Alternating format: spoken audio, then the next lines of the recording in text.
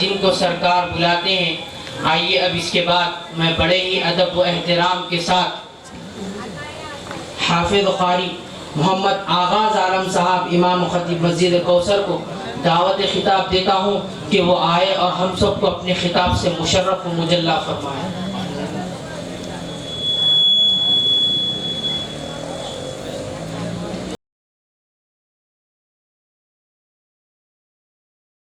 بسم اللہ الرحمن الرحیم.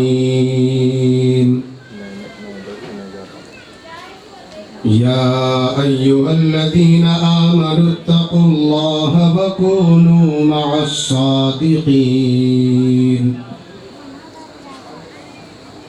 او کما قال النبی صلی اللہ علیہ وسلم اتقوا فراسة المؤمن فإنه ينصر بنور الله. آمنت بالله صدق الله المولانا العظيم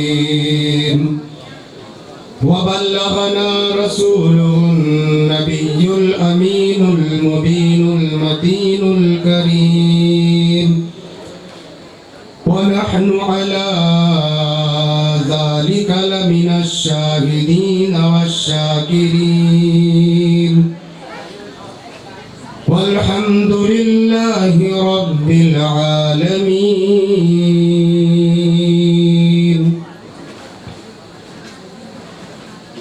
غوث اعظم بمن بے سر و ساما مدد قبلہ دی مدد کعبہ ایما مدد قادریم نارع یا غوث اعظم میزنم رمز شیخ احمد رضا خاں قطب عالم میزنم. یا رسول اللہ جب تک بکے نہ تھے تو کوئی پوچھتا نہ تھا، تم نے خرید کر ہمیں انمول کر دیا. اور فرماتے ہیں مجھے غوث الورا کا وہ زمانہ یاد آتا ہے کہ بچپن ہی میں مردوں کو جلانا یاد آتا ہے. گیا جب چور حجرے میں ہوا ہے خود بخود اندھا کہ چوروں کو ولی کامل بنانا یاد آتا ہے. بعد از حمد و صلات کے جملہ سامعین کرام و جملہ عزیزان گرامی، اخص الخاص پیر طریقت رہبر راہ شریعت حضرت علامہ و مولانا غلام سبحانی صدیقی چشتی، دیگر سامعین و حاضرین، السلام علیکم ورحمۃ اللہ تعالی وبرکاتہ۔ حضرات، آج کی یہ بابرکت محفل جس حوالے سے منعقد ہے، ہم اور آپ بخودی جانتے ہیں کہ یہ محفل کس حوالے سے یہاں پر رچائی گئی، بسائی گئی ہے اور آپ سامعین کو مدعو کیا گیا۔ میں بے پناہ شکر گزار ہوں حضور صاحب سجادہ غلام سبحانی صاحب اور ان کے دیگر محبین مقربین کا۔ حضرات گرامی، دنیا کے اندر آپ نظر اٹھا کر کے دیکھیں، دنیا کے اندر آپ سروے کر کے دیکھیں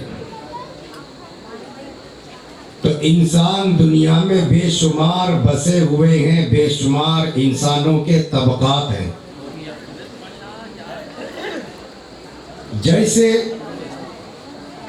یہود اور نصارہ بھی ایک انسان ہے، لیکن ہمیں اپنے مقدر پر ناز ہے کہ ہم انسان تو ہیں لیکن انسان کے ساتھ ساتھ حضور صلی اللہ علیہ وسلم کی امت میں ہیں۔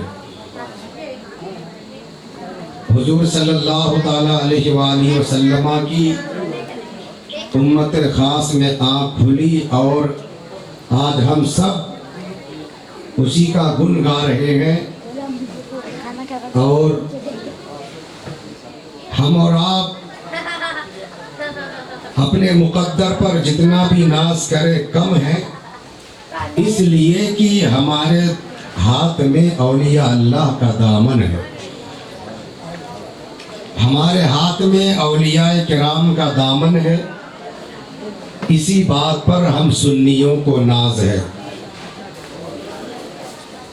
حضرات گرامی، میں نے قرآن مجید کی ایک چھوٹی سی آیت کریمہ تلاوت کرنے کا شرف حاصل کیا اور حدیث پاک کا ایک مختصر ٹکڑا آپ کی سامنے پیش کیا۔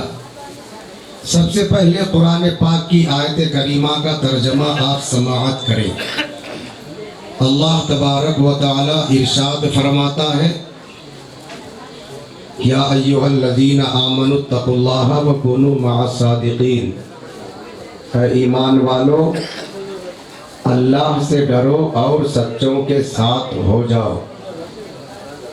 اور حدیث پاک کا جو ٹکڑا میں نے آپ کے سامنے تلاوت کرنے کا شرف حاصل کیا، اللہ کے رسول صلی اللہ علیہ وسلم ارشاد فرماتے ہیں، اتقوا فراست المؤمن فإنه ينصر بنور اللہ، مومن کی نگاہ فراست سے ڈرو، اس لیے کہ وہ دل کی نگاہوں سے انسان کے سوچ و فکر کو پڑھتا ہے، دل کی نگاہوں سے ان کے خیالات سے واقف ہوتے ہیں۔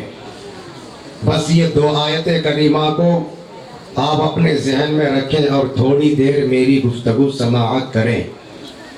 اس سے پہلے ایک مرتبہ درود پاک پڑھیں، اللہم صلی علی سیدنا و مولانا محمد بارک وسلم، صلو علیہ صلاۃ و سلاما علیک یا رسول اللہ، صلو علیہ صلاۃ و سلاما علیک یا حبیب اللہ، صلی اللہ تعالی علیہ وآلہ وسلم۔ حضرات گرامی، شاعر فرماتے ہیں کہ سارے اقطاب جہاں کرتے ہیں کعبے کا طواف، یہ جو ماہ مبارک چل رہا ہے ہمارے درمیان 11ویں شریف کا مہینہ ہے، اور 11ویں والے کا ہم جتنا چرچا کریں، جتنا نام لیں اتنا کم ہے۔ یہ 11ویں والے کا صدقہ ہے کہ آج پوری دنیا میں جگہ بہ جگہ ہمیں مزارات نظر آتے ہیں، اور وہاں پر جا کر ہم اپنے جبین عقیدت کو جھکا کر سرکار غوث اعظم عبد القادر جیلانی کی بارگاہ میں غلامی کا ثبوت دیتے ہیں۔ فرماتے ہیں کہ سارے اقطاب جہاں کرتے ہیں کعبے کا طواف۔ حضرات گرامی، آپ ذرا غور کریں اور سوچیں، اس شعر کے اندر شاعر نے جو بات کی ہے سوچ و فکر کی بات ہے۔ فرماتے ہیں کہ سارے اقطاب جہاں، سارے اقطاب جہاں، دنیا کے اندر جتنے بھی اقطاب ہیں، جتنے بھی ابدال ہیں، جتنے بھی اولیاء ہیں، وہ کعبے کا طواف کرے۔ حضرت جنید بغدادی کعبے کا طواف کرے، بایزید بستامی کعبے کا طواف کرے، معروف کرکی کعبے کا طواف کرے، حضرت رفاعی کعبے کا طواف کرے، حافظ نیشاپوری کعبے کا طواف کرے، حافظ نیشاپوری کعبے کا طواف کرے، امام بخاری کعبے کا طواف کرے، امام مسلم کعبے کا طواف کرے، امام داؤدی کعبے کا طواف کرے۔ فرماتے ہیں کہ سارے اقطاب جہاں کرتے ہیں کعبے کا طواف، لیکن غوث اعظم کی وہ ذات ہے، غوث اعظم کی وہ ذات ہے کہ فرماتے ہیں کہ سارے اقطاب جہاں کرتے ہیں کعبے کا طواف، کعبہ کرتا ہے طواف درے والا تیرا، یعنی کہ کعبہ بھی سرکار غوث اعظم کا طواف کرتا ہے۔ سبحان اللہ، سبحان اللہ۔ وہ ذات ہے سرکار غوث اعظم کی، وہ ذات ہے سرکار غوث اعظم کی۔ اللہ نے سرکار غوث اعظم کو اتنا پاور دیا ہے۔ حضرات گرامی، سرکار غوث اعظم رضی اللہ تعالی عنہ ارشاد فرماتے ہیں کہ میں پوری دنیا کو اس طرح دیکھتا ہوں جیسے اپنے ہاتھ کی ہتھیلی کو۔ اور حدیث کے حوالے سے یہ بات میں بتاتا چلوں کہ اللہ تبارک و تعالی اپنے محبوبین کو، اپنے مقربین کو وہ نظر عنایت کرتا ہے کہ وہ زمین پر رہ کر لوح محفوظ کا مطالعہ کرتے ہیں۔ یہ لوح محفوظ کیا ہے؟ اس کے اندر اولین کا بھی علم ہے، اس کے اندر آخرین کا بھی علم ہے، اس کے اندر یعنی قیامت تک جتنے بھی لوگ آئیں گے، جو جو کریں گے، وہ سب چیز اس کے اندر لکھا ہوا ہے۔ حضرات گرامی، تو اللہ کے رسول صلی اللہ علیہ وسلم ارشاد فرماتے ہیں کہ اللہ کے کچھ ایسے مقرب بندے ہیں جو لوح محفوظ پر ہمیشہ اس کی نظر رہتی ہے۔ تو لوح محفوظ وہ ہے جس کے اس اوپر سب کچھ لکھا ہوا ہے، اولین سے لے کر آخرین تک، یعنی صبح قیامت تک جو کچھ ہونے والا ہے وہ سب چیز لکھا ہوا ہے۔ تو حضرات گرامی، اولیاء کرام کی نظر لوح محفوظ پر ہمیشہ رہتی ہے۔ تو اگر کوئی یہ فرما دے کہ میں یہاں پر رہ کر کے میں پوری دنیا کے کسی بھی کونے میں انسان کی مدد کر سکتا ہوں، تو کوئی بعید بات نہیں ہے، دور کی بات نہیں ہے، اور یہ فرمانے والے کوئی اور نہیں بلکہ سرکار غوث اعظم عبد القادر جیلانی بغدادی رضی اللہ تعالیٰ عنہ ارشاد فرماتے ہیں کہ اگر میرا کوئی مرید کسی جنگل میں پھنس جائے، میرا کوئی مرید اگر کسی بلاؤں میں گھر جائے، اگر میرا کوئی مرید کسی مصیبت میں پھنس جائے، مجھ عبد القادر جیلانی کو وہیں سے یاد کر لے گا۔ حضرت عبد القادر جیلانی فرماتے ہیں کہ میرا دعویٰ ہے میں اس کی مدد کرتا ہوا نظر آؤں گا۔ حضرات گرامی، یہ پیر کو آپ کیا سمجھتے ہیں؟ یہ پیر کے بارے میں جو ہمارے خیالات ہیں وہ سراسر غلط ہے، اس لیے کہ پیر وہ ہے جو رسول اللہ تک پہنچاتے ہیں، پیر وہ ہے جو ہمیں سلف صالحین کے دامن سے وابستہ کرتے ہیں۔ پیر وہ ہوتے ہیں جو اپنے مریدوں کو کل قیامت کے دن شفاعت کی طرف لے کر کے جائیں گے۔ حضرات گرامی، انہی پیروں میں سے ہمارے سامنے جو درگاہ شریف ہے، بہت ہی پرانی درگاہ شریف ہے اور پاک کرامت درگاہ ہے۔ حضرات گرامی، یہاں پر آنے والا کوئی خالی نہیں جاتا، بلکہ سرکار غوث اعظم کے فضل سے، اس کے فرزند کے پاس سے کچھ نہ کچھ لے کر کے جاتے ہیں۔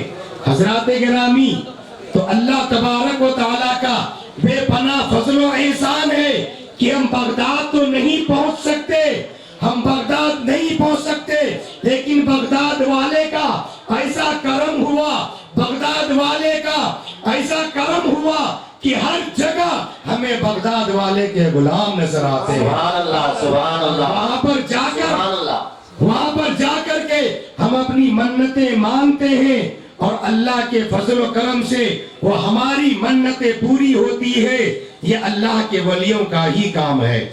درود پاک پڑھیے، اللہم صلی علی سیدنا و مولانا محمد بارک وسلم، صلو علیہ صلاۃ و سلام علیک یا رسول اللہ، صلو علیہ صلاۃ و سلام علیک یا حبیب اللہ، صلی اللہ تعالی علیہ وسلم۔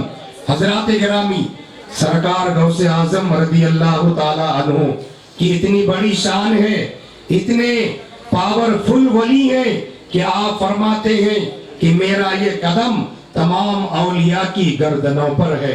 حضرات گرامی، سرکار غوث اعظم عبد القادر جیلانی بغدادی رضی اللہ تعالی عنہ ارشاد فرماتے ہیں کہ ان کا ایک مرید کسی وجہ سے پریشان تھا، اس کا ایک مرید کسی وجہ سے پریشان ہوا، اپنے پیر کی بارگاہ میں آیا، یعنی سرکار غوث اعظم عبد القادر جیلانی بغدادی رضی اللہ تعالیٰ عنہ کی بارگاہ میں آیا اور کہنے لگا، سرکار میں بہت پریشان ہوں، گھر سے برکت چلی گئی ہے، گھر میں برکت نہیں ہو رہی ہے، قرآن کی تلاوت کرتا ہوں، سرکار سمجھ میں نہیں آ رہا، میرے گھر والے نماز پڑھتے ہیں، سرکار سمجھ میں نہیں آ رہا ہے کہ میرے گھر میں برکت کیوں نہیں ہو رہی ہے۔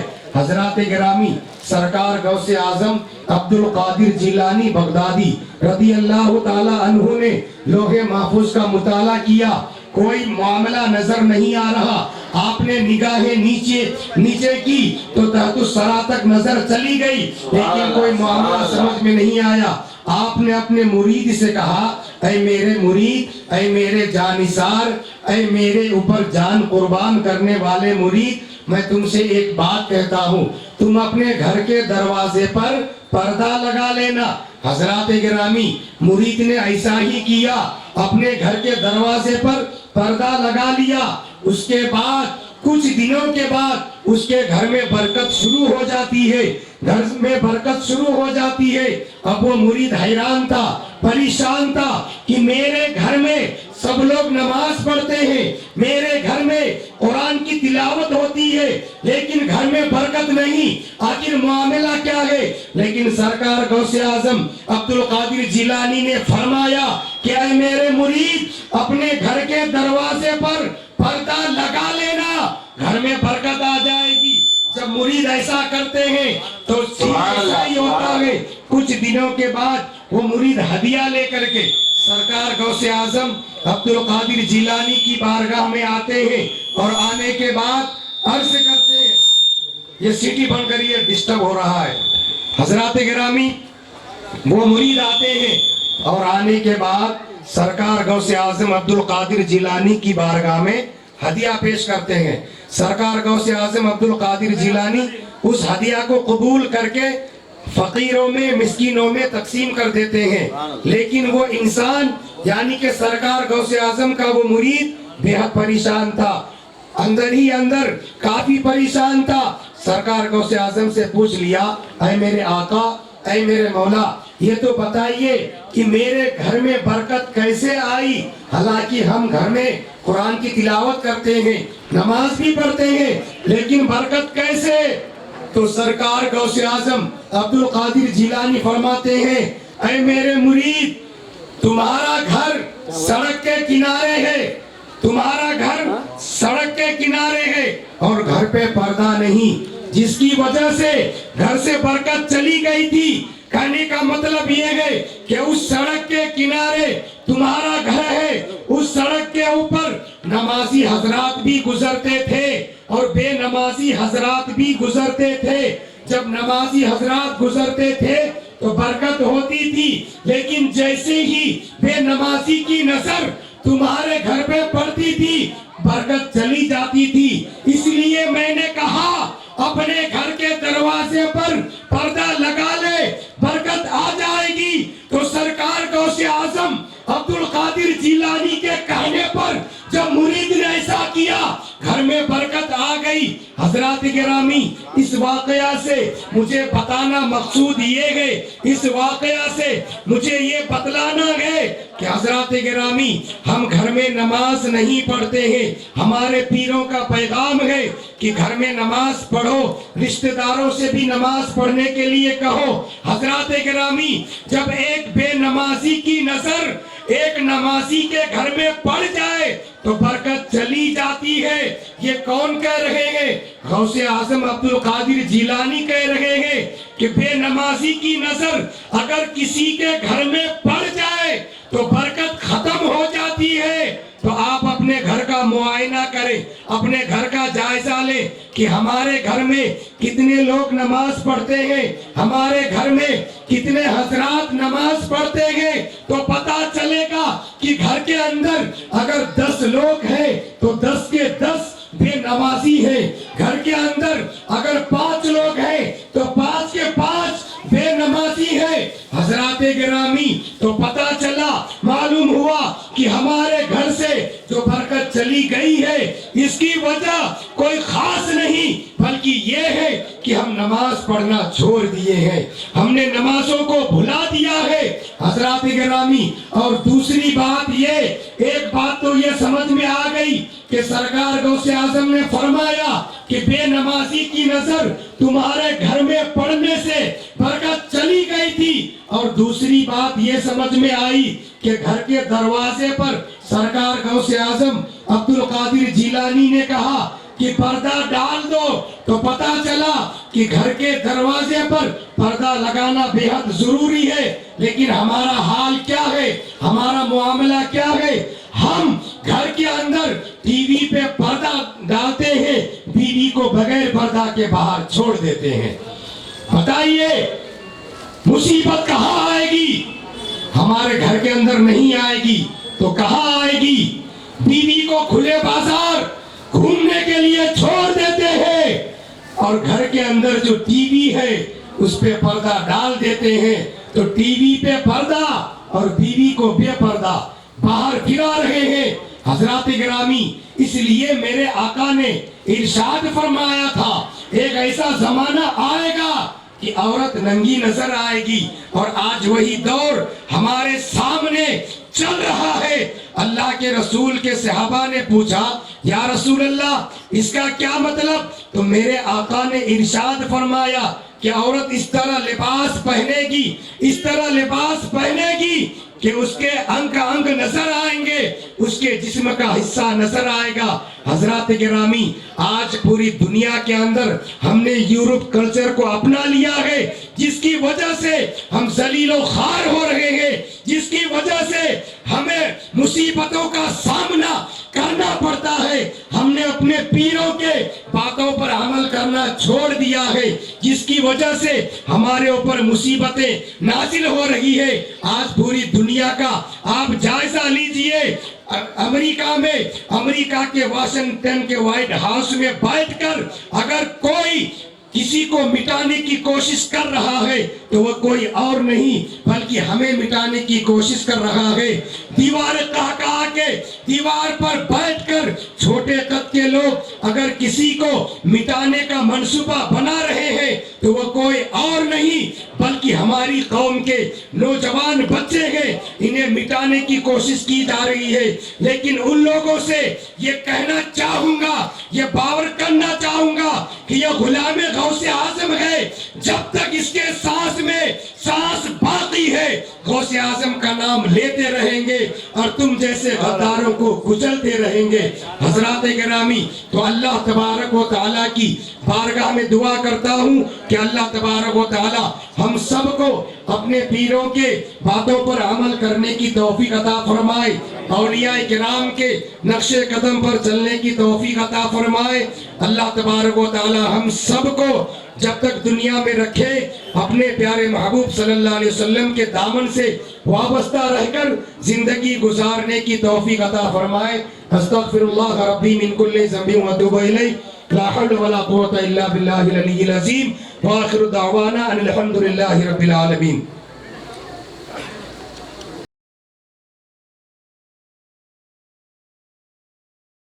من شرور أنفسنا ومن سيئات أعمالنا من يهد الله فهو المهتد ومن يضلل فلن تجد له وليا مرشدا أما بعد فقد قال الله تبارك وتعالى في كلامه المجيد فأعوذ بالله من الشيطان الرجيم بسم الله الرحمن الرحيم كشجرة طيبة أصلها ثابت وفرعها في السماء صدق الله العظيم وصدق رسوله النبي الأمين الكريم ونحن على ذلك من الشاهدين والشاكرين والحمد لله رب العالمين۔ یہ رب تبارک و تعالیٰ کا بے انتہا فضل و احسان عظیم ہے کہ حضور اکرم صلی اللہ تعالیٰ علیہ وسلم کی اس خیر امت میں آپ اور ہم پیدا ہوئے۔ یہ انتہائی شرف عظیم ہے جس کا ہم کو اندازہ نہیں ہے، لیکن رب تبارک و تعالیٰ نے ساری کائنات میں حضور پاک صلی اللہ تعالیٰ علیہ وسلم باعث تخلیق کائنات فخر موجودات کی خیر امت میں ہم سب کو پیدا کیا۔ اگر ہم صرف اسی کا اگر شکر ادا کرتے ہیں کا زندگی، تب بھی ہم اس نعمت کا شکر ادا نہیں کر سکتے۔ یہ رب تبارک و تعالیٰ کا فضل ہے، کیونکہ اس خیر امت میں پیدا ہونے کے لیے عام لوگ تو دور، انبیاء کرام خود دعا کیا کرتے تھے کہ حضور پاک صلی اللہ تعالیٰ علیہ وسلم کی امت بابرکت میں ہمیں پیدا فرمائے۔ تو سامعین محترم، حضور پاک صلی اللہ تعالیٰ علیہ وسلم خاتم النبیین ہیں، رحمت للعالمین ہیں، اور رب تبارک و تعالیٰ نے انبیاء کرام کا جو سلسلہ سارے کرۂ ارض پر دنیا کے ہر خطے میں انسانوں کی ہدایت کے لیے بھیجا۔ تقریباً 1,20,024 سے زائد انبیاء کرام کا سلسلہ دنیا کے ہر خطے کے انسانوں کی ہدایت کے لیے جاری رہا۔ تو اس ہدایت کے سلسلے کی آخری کڑی حضور پاک صلی اللہ تعالیٰ علیہ وسلم، کیونکہ رب تبارک و تعالیٰ نے آپ پر نبوت کے دروازے کو بند فرما دیا اور فرمایا کہ خاتم النبیین ہیں، اب آپ کے بعد کوئی نبی نہیں ہوگا۔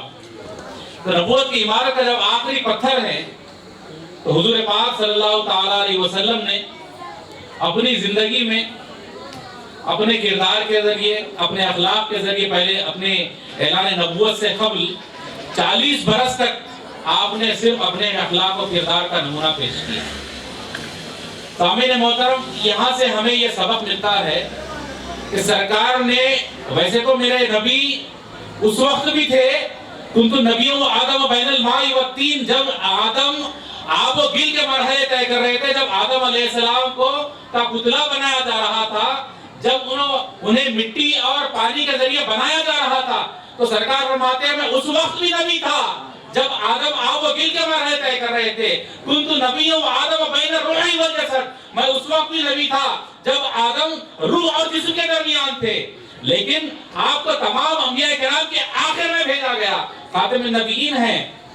تو اس کے بعد جب نبوت کا سلسلہ ختم ہوا تو حضور پاک صلی اللہ تعالیٰ علیہ وسلم نے جو تعلیمات آل رسول کی اطرت کے ذریعے اور صحابہ کے ذریعے لوگوں کی گمراہ انسانیت کو ہدایت میں لانے کے لیے آپ نے جو دی، اس سلسلے کو جاری رکھنے کے لیے آپ کے چچا زاد بھائی بلکہ وصی رسول اللہ سیدنا علی کرم اللہ وجہ کے ذریعے وہ ظاہری تعلیمات اور باطنی تعلیمات کا سلسلہ وہاں سے جو شروع ہوا، وہ الحمدللہ سیدنا علی کرم اللہ وجہ سے چلتا ہوا مختلف شکلوں میں، مختلف رنگوں میں اور مختلف ادوار کے ذریعے ہم تک پہنچا ہے۔ تو یہ ہم رب تبارک و تعالیٰ کا شکر ادا کرتے ہیں کہ جہاں اس نے ہم کو خیر امت میں پیدا کیا، وہیں اس نے ہم کو ان اولیاء کرام کے دامن کرم سے بھی وابستہ کیا جن پر رب تبارک و تعالیٰ کی خاص عنایت ہے.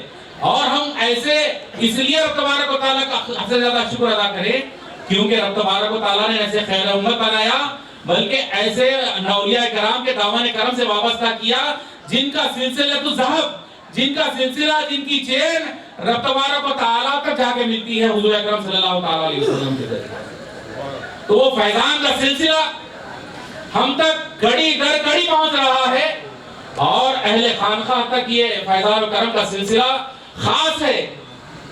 تو وہ راہ ہدایت دکھانے کے لیے جو انبیاء کو ذمہ داری دی گئی تھی، رب تبارک و تعالیٰ نے جب انبیاء کو مبعوث کیا، وہ سلسلہ ہدایت کا انبیاء کے بعد اولیاء کرام کے ذریعے ساری دنیا میں پھیلا.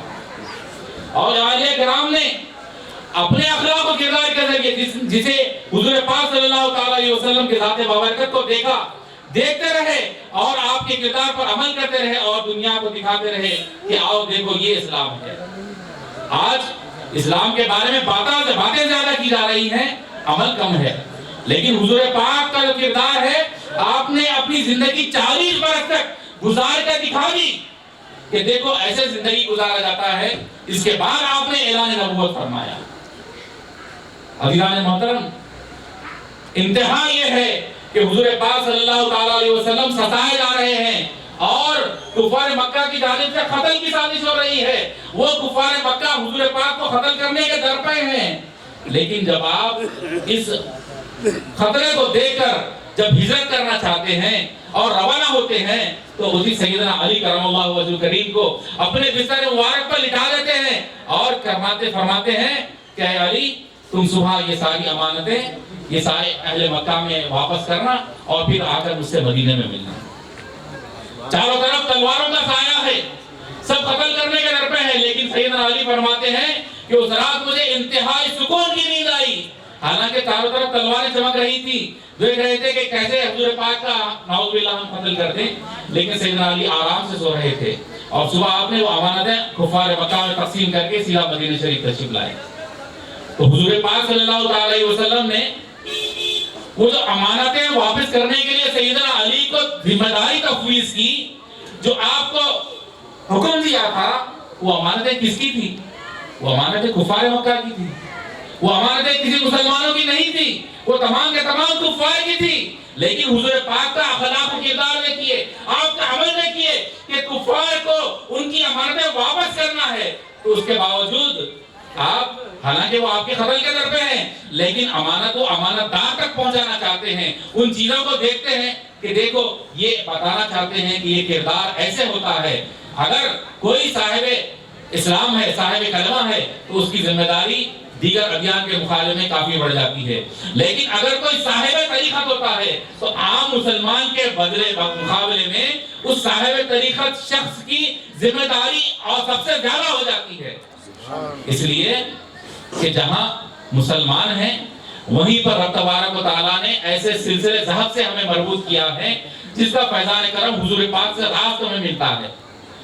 تو ہمیں بھی یہ چاہیے کہ وہ جو کردار کا سلسلہ، وہ نمونہ جو اسوہ حسنہ حضور پاک صلی اللہ تعالیٰ علیہ وسلم نے خود پیش کر کے اپنے صحابہ کو بتایا، اہل طریقت پر بھی یہ لازم ہے کہ وہ پہلے اس اخلاق و کردار کے نمونوں کو پیش کرتے ہوئے بعد میں تبلیغ پیش کریں اور طریقت کی تعلیم دیں. حضور پاک صلی اللہ تعالیٰ علیہ وسلم کی ہر عطا اور ہر آپ کا جو زندگی کا کردار ہے وہ ہمارے لیے لائق تخلید ہے. اسی کو دیکھتے ہوئے صحابہ نے ایک ادا کو اپنا لیا اور اولیاء کرام نے، چاہے وہ کسی سلسلے سے ہوں، چشتی ہوں، قادری ہوں، نقشبندی ہو، سہروردی ہو، شاذلی ہو، چاہے کوئی سلسلے سے ہو، وہ تمام سلسلے حضور پاک صلی اللہ تعالیٰ علیہ وسلم سے جا کر ملتے ہیں. ہم شکر ادا کرتے ہیں رب تبارک و تعالیٰ کہ اللہ تبارک و تعالیٰ نے ہمیں ایسے سلسلوں میں داخل کیا کہ رب تبارک و تعالیٰ کا فیض حضور پاک صلی اللہ تعالیٰ علیہ وسلم کے ذریعے فیضان ہم تک مل رہا ہے. عزیزان محترم، تو آج اہل طریقت پر ذمہ داری پہلے سے زائد ہے، کیونکہ پہلے کے دور میں ایسے بزرگ تھے کہ جو اپنے نظروں سے دیکھ کر آنے والے کی زندگی کو خود بخود تبدیل کر دیتے تھے. آنے والے کی زندگی میں انقلاب برپا ہو جایا کرتا تھا. آج بھی الحمدللہ اگر ہم میں اگر وہ صلاحیت نہیں ہے، لیکن ہم ایسے دامن سے وابستہ ہیں، ایسے دامن کرم سے وابستہ ہیں کہ اگر کوئی آگے اس دامن سے وابستہ ہو جاتا ہے تو اس کے اندر بھی وہی برخی دوڑنے لگتی ہے جو حضور پاک صلی اللہ تعالیٰ علیہ وسلم سے آ کر یہاں تک ملتی ہے۔ تو عزیزان محترم، ہم بے شک کمتر ہیں، ہم یقیناً گناہگار ہیں، لیکن وہ کرم کا جو سلسلہ ہے، وہ جو فیضان کی کڑی ہے اور وہ جو برخی دوڑ رہی ہے، وہ ہم تک جو پہنچی ہے، ہم کو اسے سنبھالنے کے لیے اور اسے آنے والی نسلوں تک پہنچانے کے لیے ہمیں محنت کرنے کی ضرورت ہے۔